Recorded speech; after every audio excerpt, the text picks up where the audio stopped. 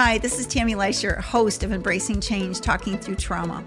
The podcast is focused on fitness enthusiasts and movement educators, where we'll have deep conversations that are impacting the movement industry. For example, trauma, health, vitality, the nervous system, and movement.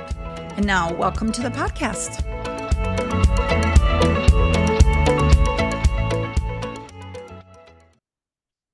Good afternoon, and welcome to Embracing Change and Talking Through Trauma. And today my guest is Jenny Jennings. And Jenny is from the Minneapolis area, and she is the founder and co-owner of A Lot of Pilates. And Jenny and I, over the last year, 2 years probably, have completed the nervous system integration facilitation work with Chantel Lopez and Ann Bishop. And today we're here to talk about an aspect of the nervous system and how it relates to us. And Jenny, welcome. Thank you for joining me today. I really appreciate this. Well, I'm just pleased as punch to be here. As you can see in Minnesota, it's a nice day, but we've had some terrible rainy storms. So this is happy to be here on a sunny afternoon. Yeah, it's actually nice outside, but I'm blurred, but that's okay. So Jenny, we did the work together, but for your own self with your own nervous system regulation, how important is it for you?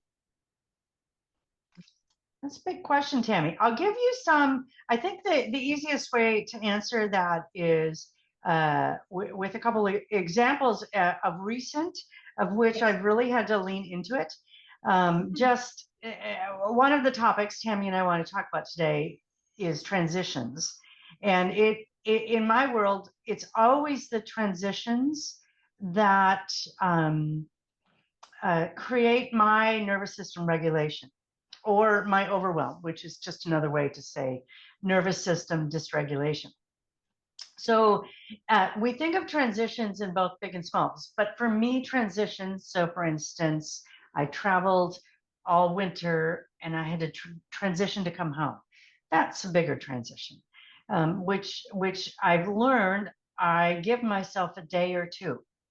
Like I preempt it, knowing. So that wasn't kind of an easy transition. Not necessarily easy to enter into your home world, but easier transition because I knew it was coming. And I had some skills that I can just build into the 2 days that I get home before I go to work. So that kind of transition, I didn't really know before I did this program and some other things around the nervous system, that I could even do that was a thing that you could do and should do. So that's how I use it. And then let's come to like just the past 2 weeks where my parents are elderly. I had to move them from one unit to another, and we had to do it really quickly. I had to transition from work to taking care of them, to hosting people at home, to taking care of my son. And so all those unexpected transitions that can happen in a week or a day. And and so for me, how the nervous system is work is I have my own signals that I'm going to overwhelm, or I'm leaning into some form of dysregulation or nervous system energy. And what I've learned is it's like what they teach your kid when there's a fire: stop, drop, and roll. I'm like, oh, stop. What's happening? What can I do? And then I do it. So in that kind of really fast, unexpected transitions, I just use my lists, my skills that I've developed and then curated for these circumstances. Not because I thought of them, but it's more because something occurred, and instead of taking a whole day to transition and regulate, I could do it in 3 breaths, or maybe a little longer. That's always with me, Tammy. It's the long answer. So. That's okay. I just want to share just a very brief. So last week I flew to California, and I had a tremendous amount of very dysregulating circumstances. I got delayed in an airport. and there was a sea of people because there were probably, and we were in an international terminal, and I would, before I would have gone into overwhelm, but I sat there, I did my nervous system breath right there in the airport, did some side bending, and just, I was able to breathe into it, and I just sat back and I just watched. And Yeah. it was very interesting, but I reacted very differently over the weekend than I would have like even 3 years ago or 4 years ago. So yeah, and Yeah. and that was a very, I mean, it was very, very unexpected, and it happened so quickly that I didn't really have a choice. And I mean, I just think that when we talk about transitions, our days are filled with transitions, and our nervous system is meant to be flexible to move in and out of those transitions every day, and how we move from one thing to another. And it might be going from being a wife to being an instructor to being an owner to being a, I don't know. A mother or a Yeah, yeah, daughter, or for me, a daughter, yeah, you know, yeah, and I think that I love what you just said about we're designed to manage that. It's not like it's a skill that you have to go to school and learn. It's already in us. yeah. What's not, what to me, and this should and could be a discussion, is the pace of which our world moves is Mhm. so lightning speed that we haven't, our nervous systems oftentimes can't keep up with it. Yeah. And that's where knowing more and doing a little bit of the work makes the speed of the outside world to my knowing and action closer. And I think too, it's also like when you think about um like all of the stuff that, we're still coming out of all of the effects of COVID. And if you've got dysregulated parents, and then we've got children, it can create dysregulation, disharmony, but it also can transfer into schools and childcare centers and a multitude of things.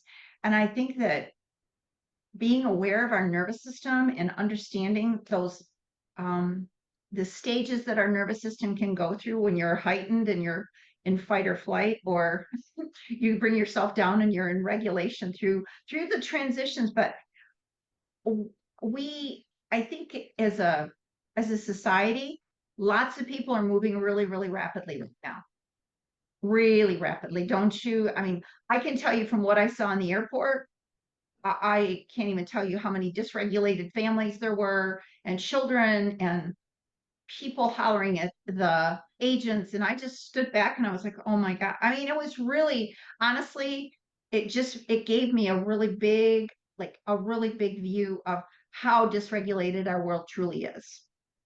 Airports will do that. Yeah. but in the reality, so will grocery stores, and so will walking into a high school or a preschool, and so will even I'm an owner of a Pilates studio, so I teach Pilates, and the way people walk in, they're transitioning from driving here or walking here or what they were doing into a workout. So, that's the other thing we say as my nervous system is the ability to adapt to meet the people that are coming in. I mean, it's my job. So, aside from what happens in my life, my job is to be able to co-regulate with somebody I'm going to instruct and teach, and not have my dysregulation um, sway the session. Mhm. I mean, I mean, of course, that's going to happen sometimes, but once you get aware of it, you go, "Whoa, that's not right." For one thing, in a teaching environment, and then two, I I can have my regulation help their regulation, help their transition. So that's the other thing of being in that program with you and getting a deeper understanding, uh, what I can do with the information in a day-to-day personal level. Yeah. Yeah, And it has to start with us first. it does. It does. That's actually the fun part. Yeah. And when it starts with us and being the aware of it's really quite powerful. And it's like when you begin to like find how you're feeling from the inside out, um, Yeah. it can be, what is that sensation? What is your body feeling? And being curious about what you're feeling and not stuffing it down or acknowledging it or just continuing about your day and not even acknowledging it.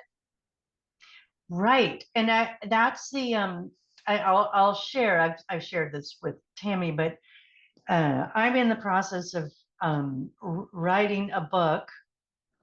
I think it's going to be a book. That's what the name place I've given it. And one of the biggest chapters in the book is the awareness around your nervous system. And I it's one of the things when you've been studying this work, you kind of forget the difficulty that was in the beginning, right? How hard it was to know where's my nervous system. And we can say, how are you feeling today? And I can say, I'm fine. People, you get that, I'm fine. But when you peel away the top veneer and then maybe the next veneer and maybe even a third one, you figure out it's like I'm fine, but I'm fine and I'm really functional, but I'm so worried about my parents. And so it's putting me in a two different state of mind, and it makes my heart feel sometimes like I can't breathe. So I can be fine and still have that kind of nervous system feeling going on. I had to learn that. I had to learn what that meant. And that's a nervous system dysregulation, but I'm still functioning. And then I can kind of use that going, okay, what's the solution? Is not to ignore it, not to pretend it's not happening, but to go, what can I do to either help my parents or help myself around that? So the awareness, I mean, it can be just a little thing like, oh, all of a sudden you get that little kind of tight tummy. Could just be a tight tummy. And then people say, I'm really anxious. That's the common word. But I'm like, oh, maybe your nervous system just gave you a little poke. I think that the awareness is so important because so oftentimes people stuff it down or they're numb and they don't feel their emotions. And I think that for a lot of people, beginning to feel those emotions and actually acknowledge that I'm not okay, instead of walking around with that mask on like lots of people do, that I'm okay, but in reality, they're hurting on the inside. So and it's Yeah. not, yeah. And I think that it's it's just when you begin to make that shift and you begin to feel and you begin to have the awareness with curiosity and even just like a little bit of stillness What's and my understand. favorite thing? That's my favorite thing. Of recent, I've been trying to figure out how to put that into my teaching hour when I work with people, and the stillness with quiet, and sometimes you just start just be still, and that's all they can do. But their eyes are flitting all over. When are you gonna tell me something to do? When are you gonna tell me something to do? And then I go, close your eyes. Then you give them something to do. Take 3 breaths and just be still. Yep. And it's amazing what's starting to happen with a few people that can manage it. And it depends how busy the studio is. Because I'm quiet in that stillness. And people are not used to quiet when they're next to somebody. I have realized. And but now people, like, I'm waiting and I'll start to say something and they'll go like this. They'll just put their finger up because they're not done being still. Yes. And that just took a long time. and then if they're open, I kind of say, what's going on?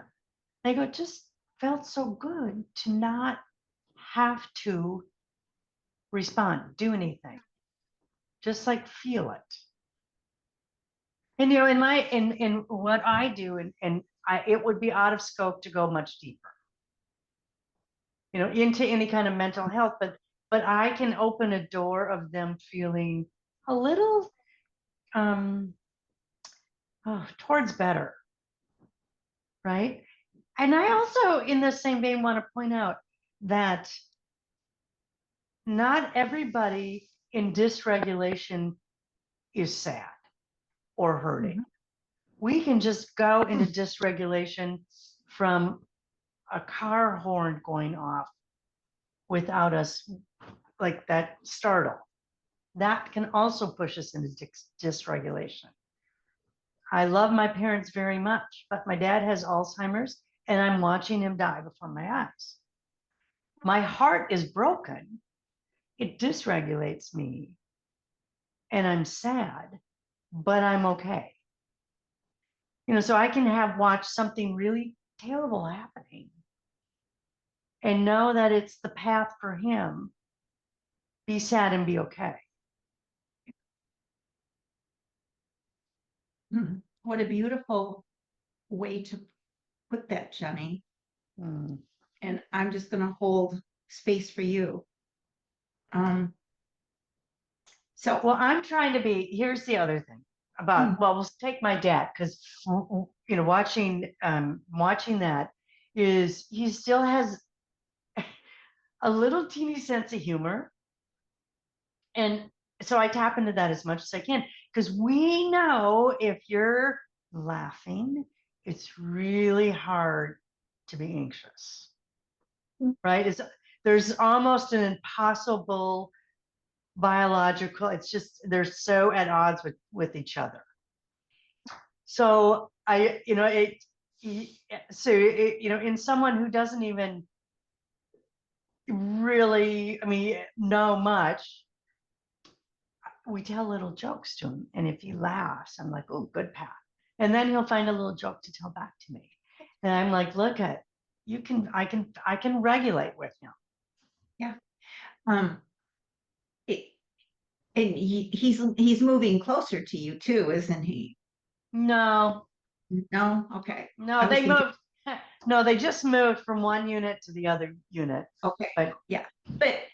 But when you think about like moving and just like how you talked about being in two states, and we're not yeah, going to get too deep on some of the technical pieces of the nervous system, but it's really interesting to see how your nervous system can impact someone else's nervous system, especially in teaching.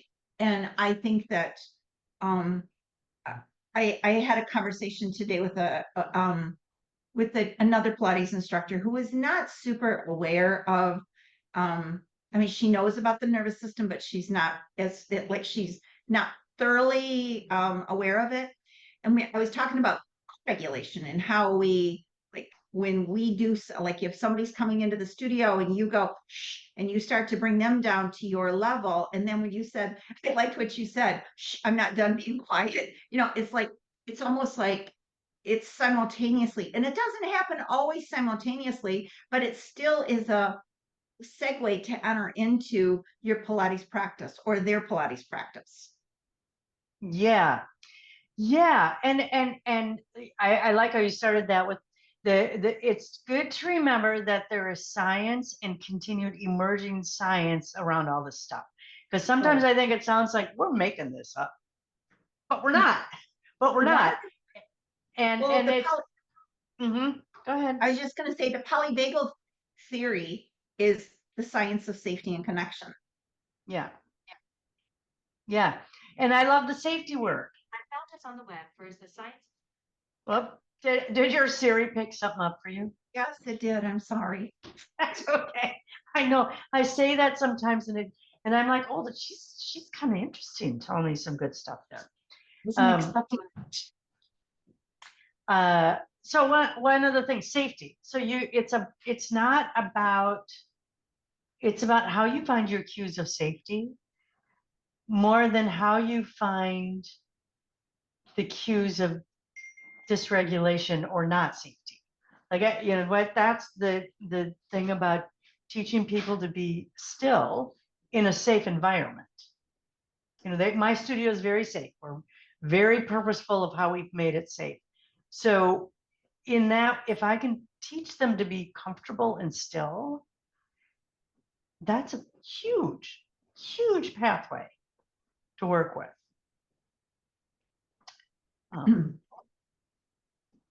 Transitions.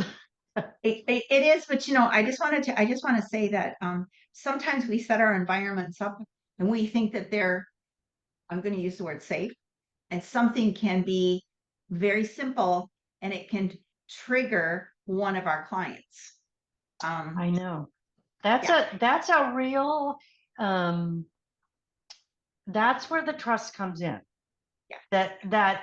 The trust of the safety, like in that we can work that out. I can notice something and they can say the lights, it could be the lights, or Yeah. it could be there's too many people in the studio. Yep. It could be, you know, or I mean, it could be someone wore a red shirt that day and it triggered them.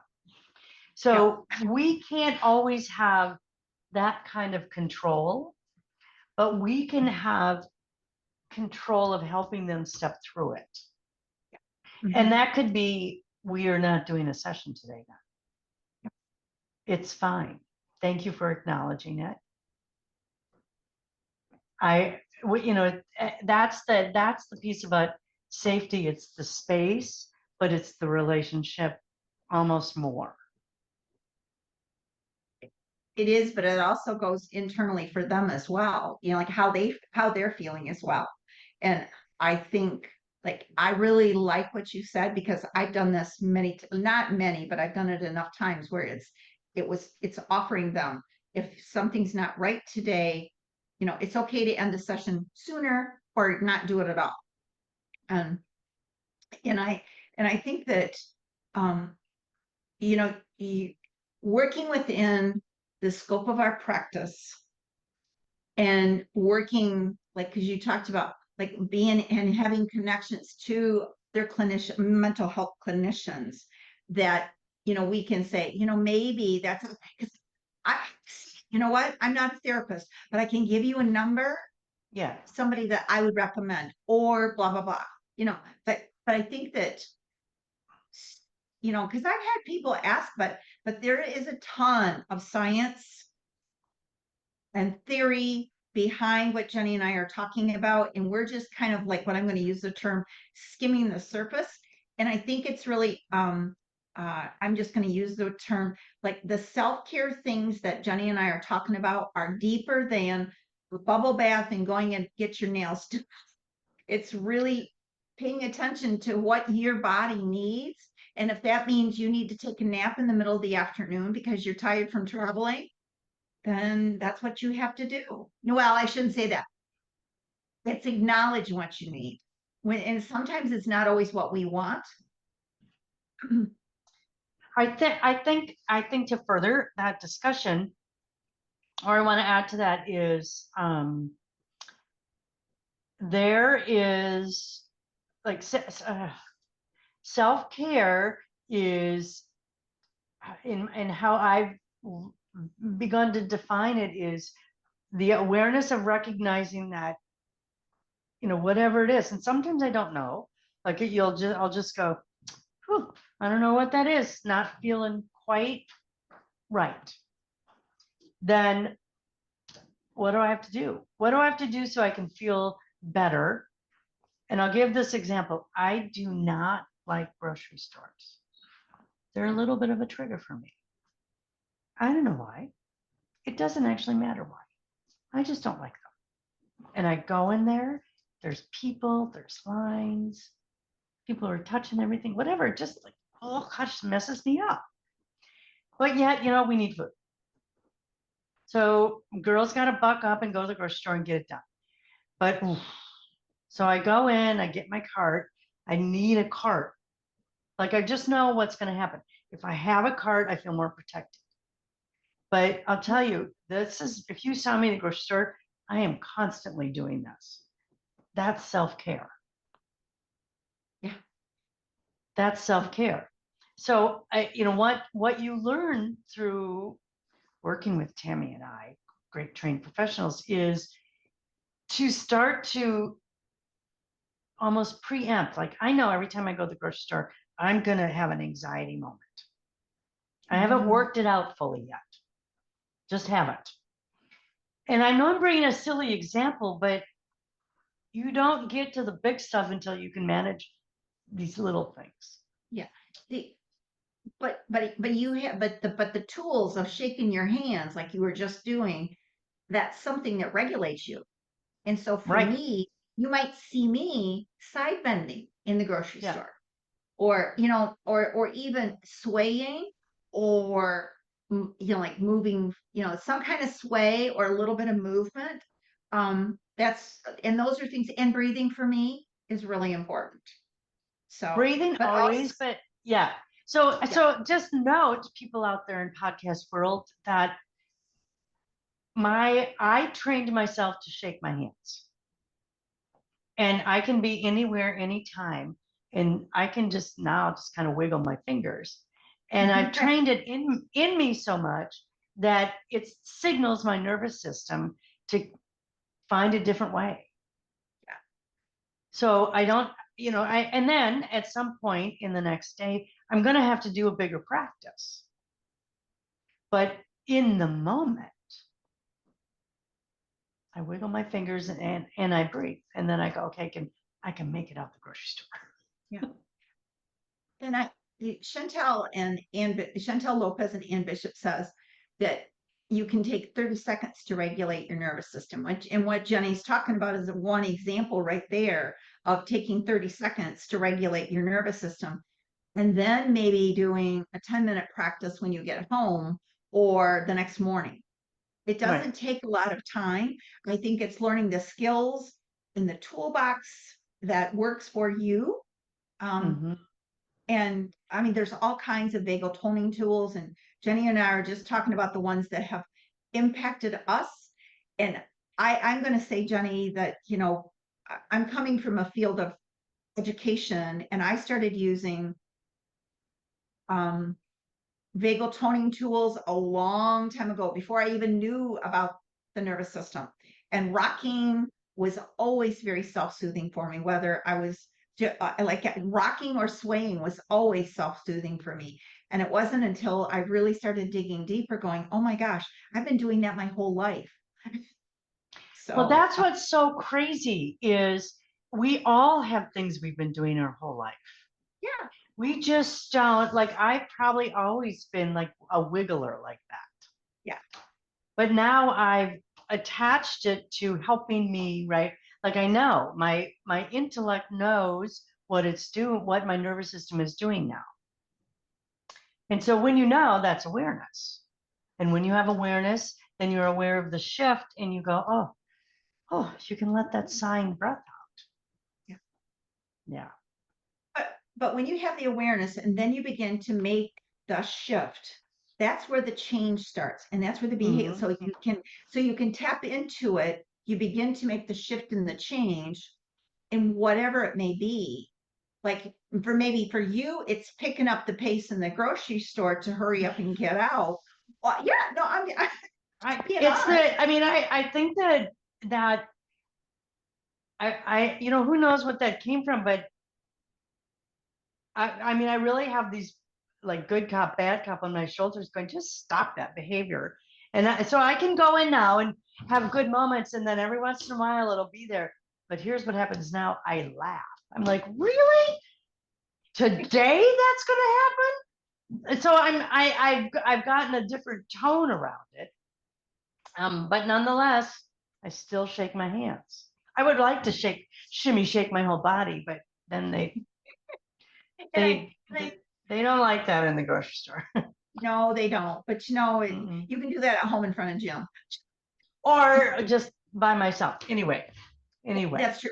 But I think that the transitions in the behavior change is something that for me to see, like in clients, and I'm sure you've seen behavior changes in your clients. That's the part that has been very remarkable for me. And and just talking to them about the impact of the nervous system and how it impacts, and providing them with small tools just to plant the seeds with them. And then for them to come to me and say, you know what? I did blah, blah, blah.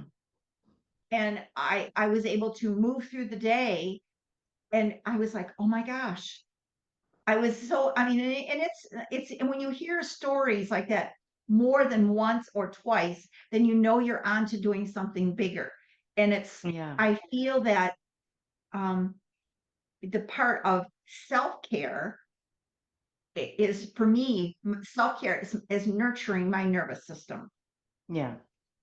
Yeah. And it's and it's finding different ways, so it's, and everybody's nervous system tools are going to be different based on what your body needs.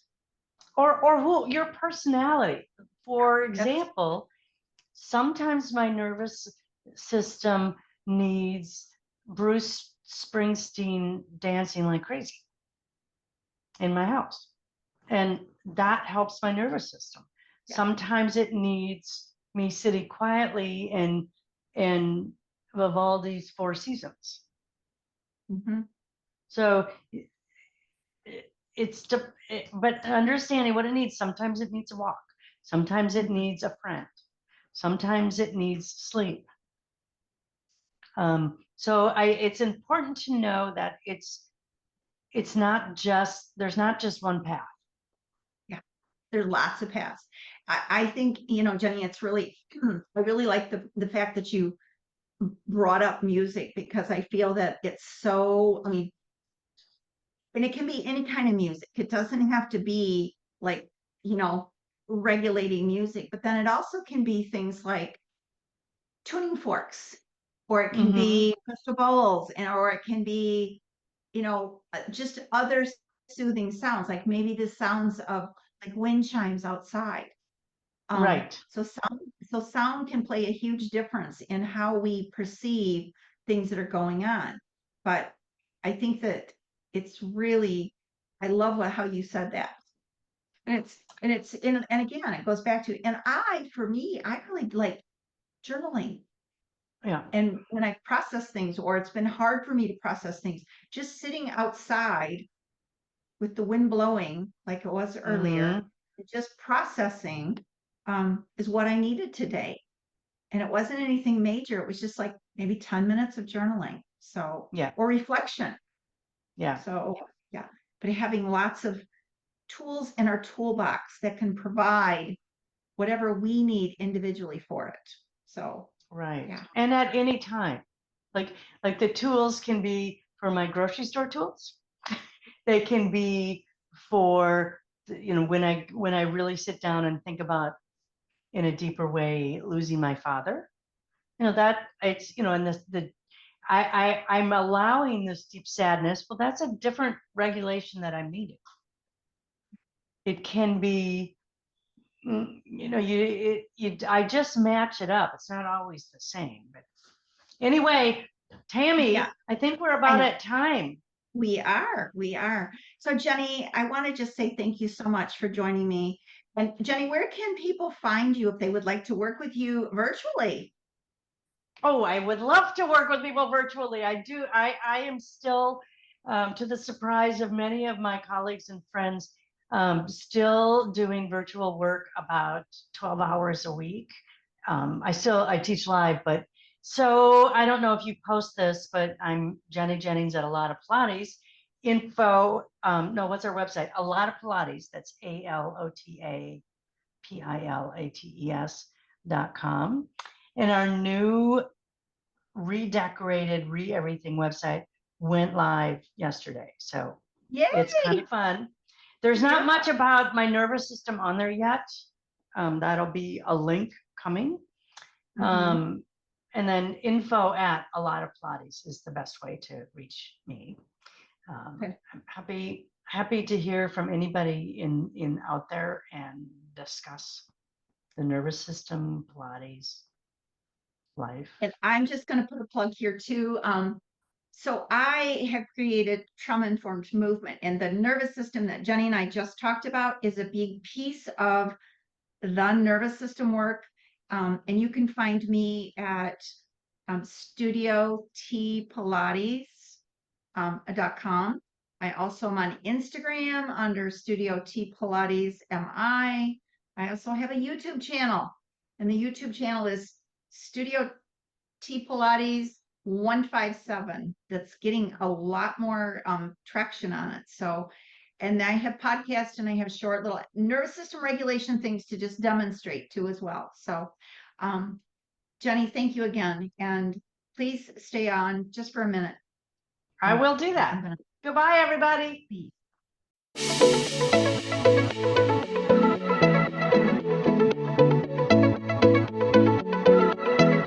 Thank you for listening to today's podcast.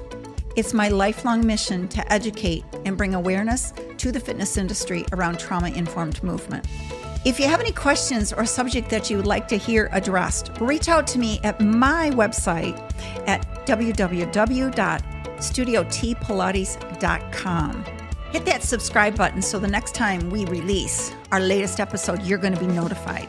You can also reach out to me on Facebook at Tammy Leisure. On Instagram, you can also reach out to me at Tammy Leisure, but also Studio T Pilates MI. Thank you for listening to today's episode, and we'll talk to you next time.